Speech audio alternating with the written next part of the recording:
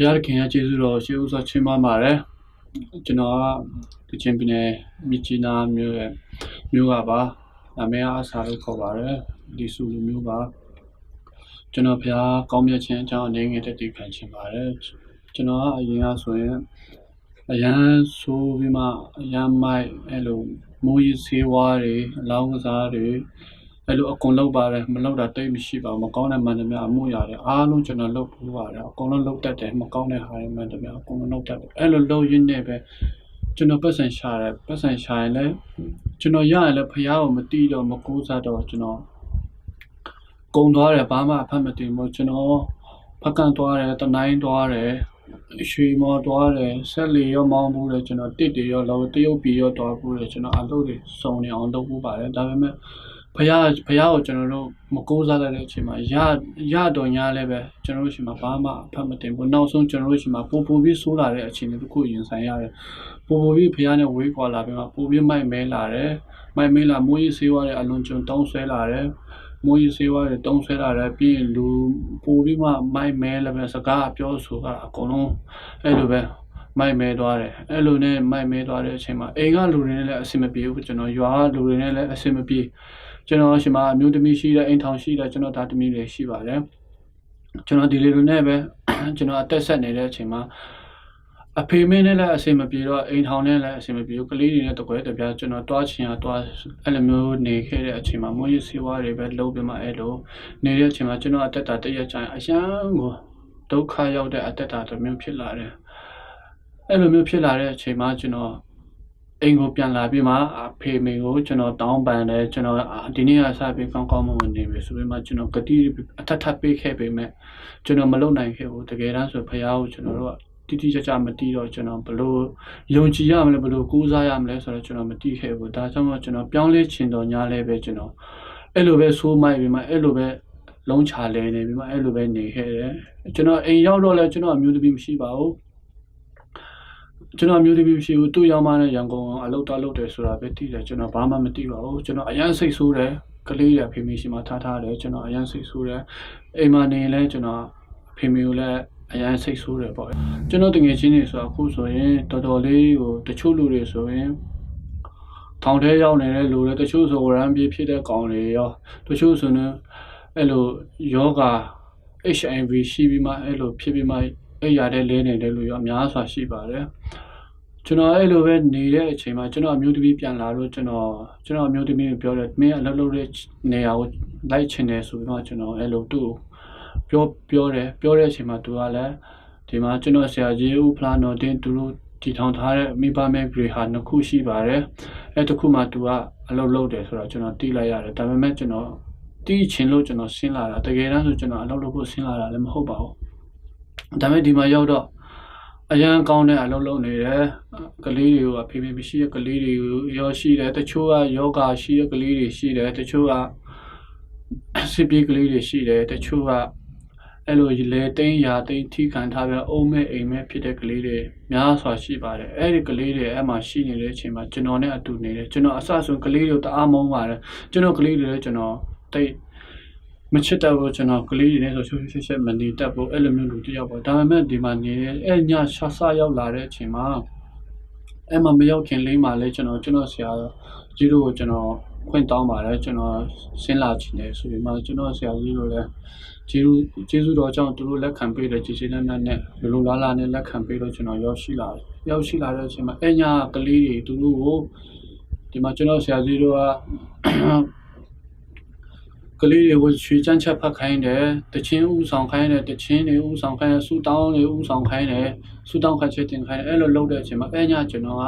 သူတို့တချင်းဆူလိုက်တဲ့အချိန်မှာကျွန်တော်အရင်ခံစားရပါတယ်အရင်ကဆိုကျွန်တော်ဖះဟိုကျွန်တော်မတိဘူးကျန်းစာလည်းမဖတ်တတ်ဘူးကျန်းစာလည်းမဖတ်ဘူးတချင်းလည်းမတိပါဘူးတပုံးမှမရပါဘူးဒါမဲ့ဒီကလေးတွေရှင်မှာရောက်တော့သူတို့ပြောတဲ့သူတို့ဆိုတဲ့တခြင်းလေးအပြင်ကျွန်တော်အသက်တာပြောင်းလဲဖို့အသက်တာဖြစ်လာတယ်သူတို့ကိုကြည့်ချင်းအပြင်သူတို့ကကျွန်တော်ရဲ့ပုံသက်တွေတစ်ခုဖြစ်လာတယ်ကလေးတွေကိုကြည့်ပြီးမှကျွန်တော်အဲ့လိုနေရင်းနဲ့ပဲကျွန်တော်ဖះကိုအဲ့မှာကျွန်တော်ဆရာကြီးတို့ဥပလာတော်တင်တို့ကျွန်တော်ကိုပြုပြင်တဲ့ပုံတွင်းတယ်အဲ့လိုနေတဲ့အချိန်မှာကျွန်တော်အသက်တာဟာ တဖြည်းဖြည်းနဲ့ဖရားကိုရလာတယ်ကျမ်းစာဖတ်ခွင့်ရလာတယ်တခြင်းတွေလည်းစိုးတက်လာတယ်အဲ့ဒီအချိန်မှာသူတို့ကြည့်ချင်းအဖြစ်ကျွန်တော်ခွန်အားနဲ့တိဆောက်ဆရာတွေဖြစ်လာတယ်ပြီးရင်သူတို့ကြည့်ချင်းပဲအတူယူဆရာတွေတင်ယူဆရာတွေအများကြီးနဲ့ကျွန်တော်နေထိုင်ခဲ့တဲ့အချိန်မှာအဲ့လိုပဲနေရင်းနဲ့တရက်ကြတော့ကျွန်တော်ရဖျားလို့တုတ်ကွေးလို့အဲ့လိုဖြစ်တယ်အဲ့လိုဖြစ်တော့ဟိုဆေးတောက်လည်းမရဒီဆေးတောက်လည်းမရဆိုတော့ကျွန်တော်ကလေးတွေကိုပြနေကြဆေးခန်းရှိပါတယ်ကျွန်တော်အဲ့မှာတွားတွေးတော့စစ်တဲ့အချိန်မှာကျွန်တော်ရှိမှ HIV ရှိတယ် HIV ရှိတော့ကျွန်တော်တကယ်တမ်းဆိုရင်ဒီအမှုရာတွေဟာလူလောကအနေနဲ့လူလောကအနေနဲ့ကျတော့တအားကို6ချဆရာ3လုံးဆရာမျိုးလင်းချက်မဲ့အဲ့လိုမျိုးဟာတွေဖြစ်ပါတယ်တကယ်တမ်းအဲ့လိုမျိုးလူမျိုးလင်းချက်မဲ့ပြီးမှတေချင်လောက်အောင်ဖြစ်လာတဲ့အထိရှိပါဒါပေမဲ့ဖခင်အရန်ကောင်းမြတ်ပါတယ်ကျွန်တော်ကိုအဲ့လိုမဖြစ်ဘဲနဲ့ကျွန်တော်ကိုစမ်းစာဖတ်ခွင့်ရတဲ့အချိန်မှာကျွန်တော်တက်တေတွေပေးပါတယ်ကျွန်တော်ဖတ်လိုက်တဲ့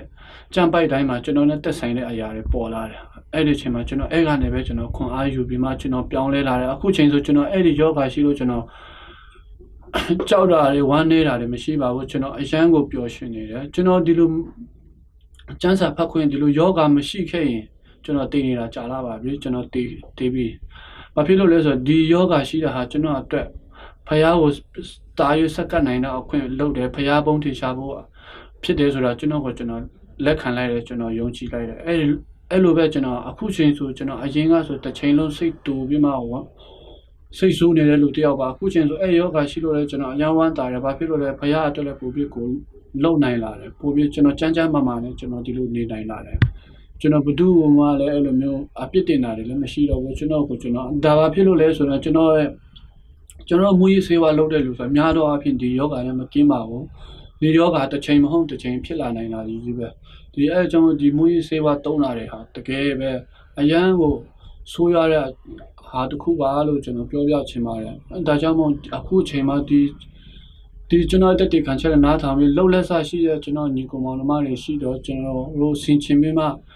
ဆင်ချင်ရအောင်လို့ကျွန်တော်ပြောချင်ပါတယ်ပြောင်းလဲလာတဲ့အချိန်မှာကျွန်တော်တရွာလုံးနဲ့လည်းကျွန်တော်တက်လာတယ်အရင်ကဆိုတရွာလုံးနဲ့မတက်ဘူးကျွန်တော်အဖေမေနဲ့လည်းမတက်ဘူးညီကောင်မောင်နှမကျွန်တော်မျိုးတွေမိလည်းမတက်ဘူးအခုဆိုတရွာလုံးမပြောချင်တဲ့လူတွေတော့ကျွန်တော်အိမ်လာပြီးမှကျွန်တော်တည်င်းစကားလာမေးတယ်ကျွန်တော်ရန်ကုန်မှာရှိရဆိုတော့အိမ်မှာလာမေးကြတယ်အဖေမေရှိလာကြတယ်ကျွန်တော်အမျိုးသမီးကိုလာပြောပြကြတယ်ဘယ်လိုလဲပါညာအဲ့လိုကောင်းကောင်းမွန်ကျွန်တော်လည်းပြန်တဲ့အခေါက်တိုင်းသူတို့ကိုတက်တီခံခွန်အားပေးတယ်သူတို့ကိုပြောပြတယ်ဒီမူရေးစေဝါရင်းနဲ့ဒီလောကအရာတွေဟာအရန်ကိုဆိုးရတဲ့အချိန်တစ်ခုဆိုတော့သူတို့ကိုပြောပြပါတယ်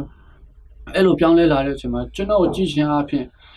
ကျွန်တော်ရဲ့မိသားစုမှာလည်းပို့ပြီးမှဖះကိုနားလည်လာတယ်ဖះကိုပို့ပြီးနီးစပ်လာတယ်ကျွန်တော်တငယ်ချင်းတွေကျွန်တော်ပတ်ဝန်းကျင်ကလူတွေကျွန်တော်ကြည့်ချင်းအဖြစ်သူတို့လည်းပြောင်းလဲလာတယ်လူများစွာရှိပါတယ်အဲ့ဒါကြောင့်မို့ကျွန်တော်ပြောချင်တာကတော့ကျွန်တော်ဒီတက်တီခံချက်လေးအဖြစ်နားထောင်ပြီးမှအားလုံးကိုပြောချင်ပါတယ်သူများကိုတက်တီခံချက်နားထောင်ခြင်းအဖြစ်သူတို့ကိုစင်ချင်ရအောင်ခွန်အားပေးအောင်လို့ပြောနိုင်ပါစေပြီးရင်ကျွန်တော်တခုပြောချင်တာကတော့မိဘများကိုသားသမီးကျွန်တော်လိုအရန်ဆိုးအရန်မိုက်တဲ့သားသမီးတွေကျွန်တော်အဖေဆိုကျွန်တော်အရင်ကဆိုရင်ဖះလက်ထက်မှာအပ်တဲ့အချိန်မှာကျွန်တော်အရန်ဆိုးတဲ့အချိန်မှာဆိုရင်ကျွန်တော်အိမ်တိုင်းမှာကျိုးတုပ်ပြီးမှရိုက်ပူးတယ်ထောင်ထဲဖို့အဆင့်တောင်ရှိတယ်ကျွန်တော်အဲ့လိုလုပ်ပူးပါတယ်ကျွန်တော်သူဆုံးမတာမရပါဘူးလူလောကအနေနဲ့ဘာမှမတတ်နိုင်ပါဘူးဒါတွေဟာဖះလက်ထဲကိုအကြပါမိဘတို့ခွန်အားပေးချင်ပါတယ်သားသမီးများကိုသူတို့ဟာအကောင်းဆုံးဖះလှုပ်သွားမှာပါဖះဟာချက်ချင်းလှုပ်တယ်လို့ရှိတယ်နောက်ကြာလာတဲ့အချိန်မှာလှုပ်တာလို့ရှိတယ်ဒါပေမဲ့ဖះကိုပဲကိုးစားပါဖះကိုကိုးစားဖះမတတ်နိုင်တဲ့အရာတွေဘာမှမရှိပါဘူးအလုံးစုံကဖះကိုအနံ့မြဖះကိုကိုးစားရအလုံးစုံအားလုံးအဆင်ပြေသွားမယ်ဖះသူတို့ကိုကယ်တင်သွားလိမ့်မယ်လို့ကျွန်တော်အရောက်စီတိုင်းကိုပြောချင်ပါတယ်ကျွန်တော်ဒီလိုပြောဒီလောက်လေးနဲ့ပဲကျွန်တော်နှိကုံးချုပ်ပါတယ်ကြားနာရောက်တော့အရောက်တိုင်းဖះရှင်ကောင်းချီးပေးပါစေ